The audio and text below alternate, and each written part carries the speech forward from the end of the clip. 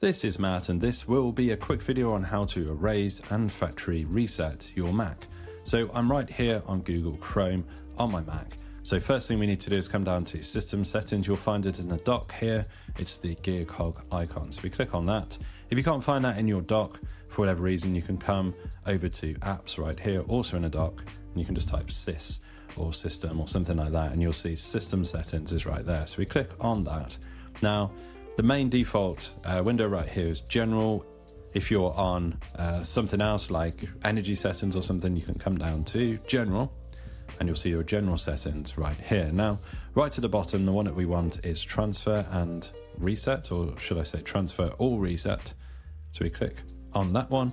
And then, well, actually, I'll just go back one step. I should mention that if you are doing any kind of reset of your machine, recommended to back up everything on hard drive or do a time machine backup. You can do a time machine backup from here.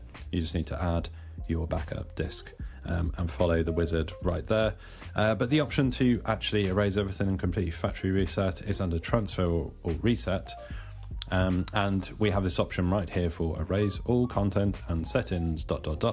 When we click on that, you'll need to enter your password here, you know, just to ensure that no one's just sort of deleting your Mac without your say-so. So you enter your password, and you will just follow the option there to actually delete everything. I'm going to delete everything right now, as I quite like my Mac the way it is.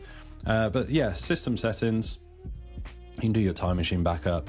Make sure that if you do have things to lose on your system, you obviously back them up on a hard drive, and then you'll come down to Transfer or Reset. So if you're selling your Mac, you're probably watching this video if you're sort of selling a Mac or something, you want to get it back to factory settings, you don't want to leave any of your stuff on there, you want it to all be completely deleted.